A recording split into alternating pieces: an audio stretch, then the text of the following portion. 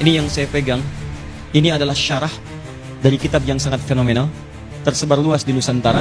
Ini kitab indah sekali. Ini kitab ditulis oleh Syekh Abdullah Ba'dawi, di antara keturunan Nabi SAW, seorang sayyid beliau, seorang habib keturunan Hadramaut. Yang paling menarik, murid-murid yang dari sana, kita kan punya hubungan baik itu dulu. Sampai banyak habaib tersebar di sini, keturunan Nabi SAW. Seperti Syekh Ahmad Dahlan, pendiri Muhammadiyah. Itu habib, sayyid, keturunan Nabi itu. Ya kayak Ahmad Dahlan, mendirikan Muhammadiyah 18 November 1912. Itu nama aslinya Muhammad Darwish. Dulu kan anak-anak tahun 90-an ada wujud, kidam, bako, dan seterusnya. Itu sifat-sifat dasar, bukan dibatasi pada 20 sifat. Diperkenalkan itu. Ditemukan di bawah galian sumur. Ya, di bawah galian sumur tuh. Jadi kalau guru asalnya kan itu dari Hadramaut. Ya, Syekh Abdullah Ba'alawi. Ada 5 menit waktu bagi saya untuk menyampaikan hal penting. Yang pertama, ini kitab. Yuk lihat, gak akan kelihatan belum saya angkat. Bismillah, ini kitab. Kitab yang sangat mulia. Isinya. Dan ada keberkahan di dalamnya sampai ke bahan-bahannya. Insya Allah. Apa isi kitab ini? Ketika saya baca-baca, saya bolak-balik. Ini sudah pembahasan yang nyambung. Saya duga kuat teman-teman sekalian, ini kitab ditulis oleh murid-murid para ulama di awal-awal. Yang kemudian belajar dari guru-gurunya langsung, menuliskan kitab gurunya disalin, dan diberikan penjelasan syarah di bawah keterangan gurunya itu. Ini yang saya pegang, ini adalah syarah dari kitab yang sangat fenomenal, tersebar luas di Nusantara. Kitabnya namanya Kitab Sulamut Taufiq. Sulamut Taufiq. Saya bacakan ya. Ini kitab indah sekali. Ini kitab ditulis oleh Syekh Abdullah Ba'dawi, di antara keturunan Nabi SAW, seorang sayyid beliau, seorang habib keturunan Hadramaut dari Tarim. Ditulis tahun 1241 Hijriah. Diselesai ditulisnya bulan Rajab 1241 Hijriah. Sekarang sudah 1440 Hijrah. Sudah berapa tahun? 199 tahun. 199 tahun. Pertanyaan saya, kapan itu nyampe ke Nusantara? Dulu kan belum ada pos, belum ada macam-macam. Ya. Kemudian mohon maaf, belum ada mesin tik zaman-zaman dulu itu. Makanya ketika Anda melihat ini, kulitnya dari luar, kertas ini nggak akan beda dengan kertas-kertas yang kita dapatkan sekarang. Nilainya. Tapi yang paling dahsyat yang ingin saya sampaikan adalah, ini kitab bukan Sulamut Taufiqnya, matanya ini salinan, disalin. Dia ada yang membacakan, jadi ada yang bacakan, dari bacaan itu disalin, supaya bisa disebarkan ke murid-murid di Indonesia. Ini dugaan saya yang pertama. Di Nusantara, dulu Indonesia belum ada. Dari mana taunya? Teman-teman sekalian, karena manuskrip yang aslinya ditemukan kemudian di Hadramaut, ditahqiq sekarang. Ya, oleh Syekh Al-Jibti Al-Jilani, ditahqiq, diteliti, didapatkan 5 manuskrip. Yang paling menarik, murid-murid yang dari sana, kita kan punya hubungan baik itu dulu. Sampai banyak habaib tersebar di sini. Keturunan Nabi SAW. Banyak. Dan banyak di antara mereka yang tidak memperkenalkan diri. Seperti Syekh Ahmad Dahlan, pendiri Muhammadiyah. Itu habib, sayyid, keturunan Nabi itu. Ya kayak Ahmad Dahlan, mendirikan Muhammadiyah 18 November 1912. Itu nama aslinya Muhammad Darwish. Sampai kemudian dikirim ke Mekah, belajar pada Syekh Ahmad Khatib Al-Minangkabawi. Itu keturunan Nabi. Syekh Kiai Haji Ahmad Dahlan bin Kiai Haji Abu Bakar bin Kiai Ilyas bin Kiai Sulaiman bin Demang Jurang Juru Kapindo bin Demang Jurang Juru Sapisan bin Kiai Gerbak bin Maulana Ishaq. Anak siapa? Jamaluddin Al-Akbar Al-Husaini. Keturunan dari siapa? Ali Zainal Al-Kabir. Keturunan Ali Zainal Abidin. Keturunan Al-Husain. Al-Husain siapa? Adiknya Al-Hasan. Siapa Al-Hasan? Putranya Ali bin Abi Thalib radhiyallahu ta'ala anhu. Suaminya Fatimah Az-Zahra. Putri Muhammad sallallahu alaihi wasallam. Ya, banyak. Dan ini ketika datang mengajak banyak nih yang menginspirasi nih, sampai dengan saya pernah cerita dulu kumpul hari Senin. Senin teman-teman sekalian, ya, berkumpul hari Senin 17 April 1905. Ya, di mana kumpulnya? Tuh, 13 Syawal. Di wilayah Tanah Abang Krukut. 5 orang habaib kumpul di situ. Ya. Ada Habib Abdullah, Habib Syekhan, ya, dan seterusnya. Kumpul di situ. Apa yang dibicarakan oleh mereka? Mikirkan bagaimana caranya bisa mengatasi penjajahan. Dipikirkan oleh mereka sampai mendirikan Jamiatul Khair. Didirikan oleh mereka. Dari situ kumpul lagi. Ya, 6 tahun setelahnya. Siapa yang kumpul? Syekh Ahmad Dahlan kumpul, yang dari Solo kumpul, dari Surabaya kumpul. Kumpul dibicarakan. Yang dulunya hampir ratusan tahun belum tercapai kemerdekaan, setelah peristiwa itu cuma 34 tahun. Yang dari Solo support dengan kekayaannya, hartanya. Yang dari Surabaya support dengan ilmu-ilmunya, tentang politiknya, tentang nasionalismenya, macam-macamnya. Yang dari sini support dengan nilai keagamaannya. Sampai proklamasi itu dikumandangkan di mana? Ya, di rumah wakaf. Seorang bernama siapa? Syekh Faraj bin Marta. Siapa Syekh Faraj bin Marta? Muslim, keturunan Yaman. Cinta dengan Indonesia, diwakafkan rumahnya di Jalan Pegangsaan Timur nomor 56. Cuman di buku sejarah sekarang itu cuma disamarkan. Jalan Pegangsaan Timur nomor 56. Jalan Pegangsaan Timur nomor 56. Itu rumah-rumah siapa? Kan ada nomornya. Kalau nggak ada nomornya di jalan, mana ada proklamasi di jalan? Ada nomor siapa? Al-Ihsan. alamatnya blok sekian, nomor sekian, tahu. Kalau nggak ada nomornya cuma di jalan Jinggamas, panjang nih, panjang. Jelas ya? Nah ini, saya duga kuat ada murid-murid dari sana, Hadramaut, datang ke Nusantara, mendiktekan ini, kemudian ditulis oleh muridnya di sini. Apa buktinya? Buktinya ini ganda nih. Dari kitab yang saya terima lebih daripada 10. Di 10 kitab ini isinya ada yang mirip-mirip dan tulisannya ada yang beda, khatnya. Ya ada khatnya yang naskhi, ada khatnya rok'ah, beda-beda. Di ada 2, 3 versi tulisan yang sama, maksudnya isinya sama, cuma jenis tulisannya beda. Ini menunjukkan yang nyalinnya bukan orang yang sama. Ya, tapi yang menarik, bentuk tempat menyalinnya, kertasnya sama. Dan dari kulit kayu sebagiannya. Dan yang paling dahsyat, perhatikan tintanya. Rayapnya tidak memakan tintanya. Abadi, Masya Allah sampai sekarang. Isinya ini yang Sulamut Taufik saya bacakan, dan masih terbaca dengan sangat sempurna sekali. Saya baca. Bismillahirrahmanirrahim. Alhamdulillahirabbil alamin wa asyhadu an la ilaha illallah wahdahu la syarika lah wa asyhadu anna Muhammadan abduhu wa rasuluhu. Ya. Sallallahu alaihi wasallam wa ala alihi wa sahbihi wat tabi'in, amma ba'du, fa hadha juz'un latifun yassarahu Allah taala fima yajibu ta'allumuhu wa ta'limuhu wal 'amalu bihi lil khas wal 'am.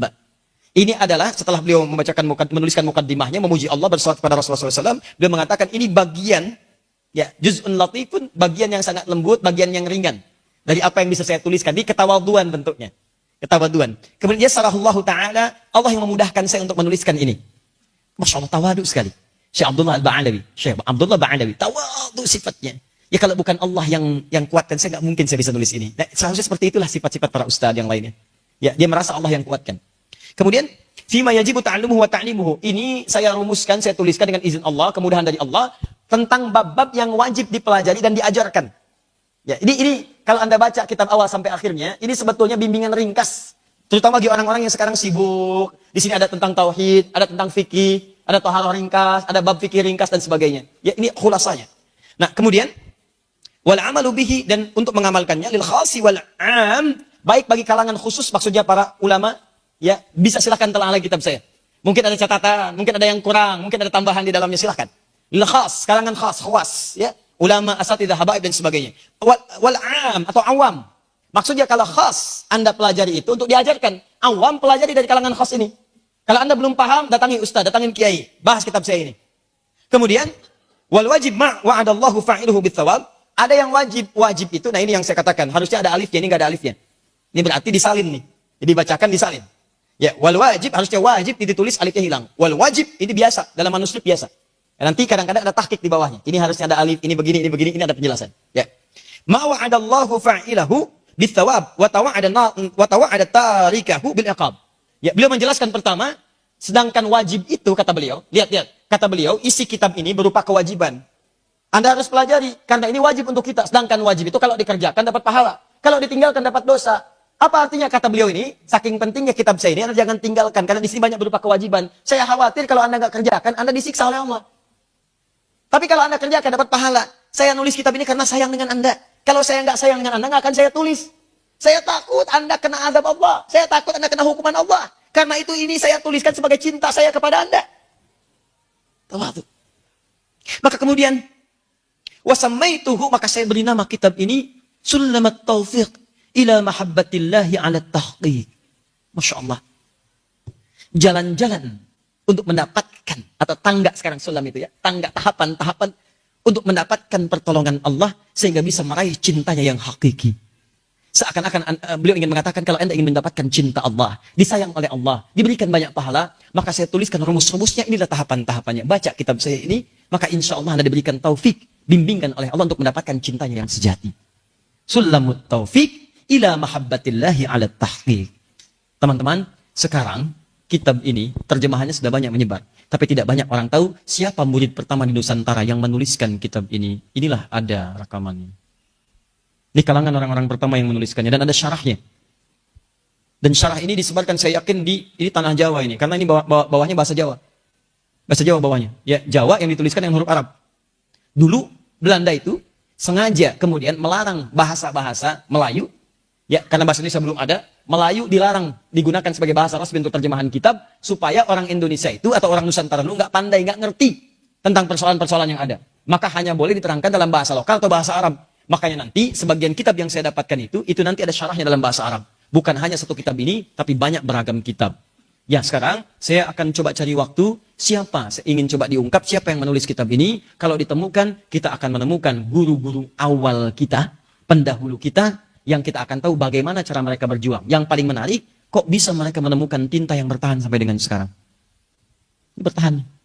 Tintanya bertahan. Kalau 199 tahun yang lalu itu diajarkan, kemudian dibawa ke Nusantara pada saat itu misalnya, 1323 aja, itu pertemuan perkumpulan yang di Tanah Abang Krukut itu. 1241 beres kitab ini ditulis bulan Rajab.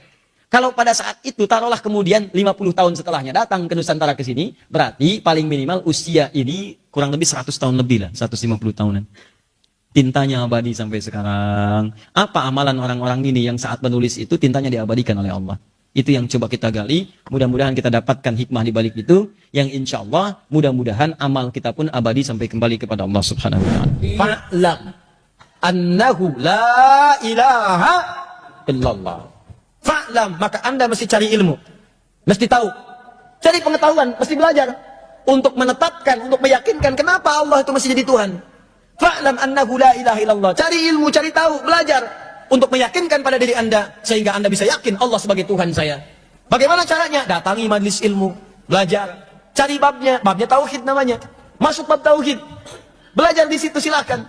Tentang sifat Allah, dulu disederhanakan jadi 20. 20 itu bukan membatasi contoh. Ini ada berapa sifat, kumpulkan. Yang paling utama, yang sering terkait dengan kehidupan kita ada 20. Dulu kan anak-anak tahun 90-an ada wujud, kidam, bako, dan seterusnya. Itu sifat-sifat dasar. Bukan dibatasi pada 20 sifat. Diperkenalkan itu. Ya. Kitab yang diserahkan kemarin, yang Masya Allah itu kitab luar biasa itu. Masya Allah ya. Itu diantaranya ada berapa jenis, banyak sekali itu. Salah satunya Sulamut Taufik itu. Sulamut Taufik itu ditulis kalau sekarang saja, itu kurang lebih hampir 200 tahun, 199 tahun. Ya, dan itu sampai ke kita pakai tulisan tangan. Disyarah pakai tulisan Arab, tapi isinya Jawa, bahasa Jawa. Atasnya ini ya matannya. Dan tintanya nggak luntur. Ditemukan di bawah galian sumur. Ya, di bawah galian sumur tuh. Jadi kalau guru asalnya kan itu dari Hadramaut. Ya, Syekh Abdullah Ba'alawi. Itu dari Hadramaut. Beliau kemudian di sana yang mengarang kitabnya, syarahnya sampai ke kita. Itu cuma dua kemungkinan, imam murid yang datang ke sini mengajar atau beliaunya pernah kemudian menyampaikan dan disalin pakai tulisan tangan. Ya, sampai di sini. Itu disimpan kemudian dibawa sumur dalam galian, ditemukan beberapa waktu yang lalu. Itu begitu saya perhatikan, di antaranya ada bab tentang tauhid. Ada pengajaran yang simpel-simpel. Masyarakatnya diajarin tuh. Nggak susah-susah, yang simpel. Masalah fikih sederhana, masalah tauhid sederhana. Di antaranya ada bab tentang tauhid diajarin kita. Supaya kita jangan cuma sekedar syahadat. Jangan cuma sekedar syahadat. Mesti tahu Allah itu bagaimana sifatnya, bagaimana ketentuannya. Belajar cari ilmu. Nah, kalau sudah cari ilmu tahu seperti itu, maka kita paham tentang Allah. Itu yang dimaksud syahid Allah. Di keutamaan ahli ilmu itu, yang pertama pahalanya berlipat, yang kedua dipuji oleh Allah Subhanahu wa Ta'ala sebagai orang yang kenal Allah. Ahli ilmu.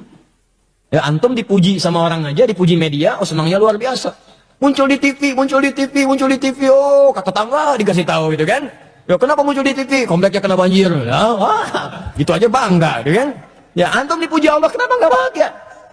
Ya, ayo tampilkan gitu kebahagiaan itu. Jelas ya?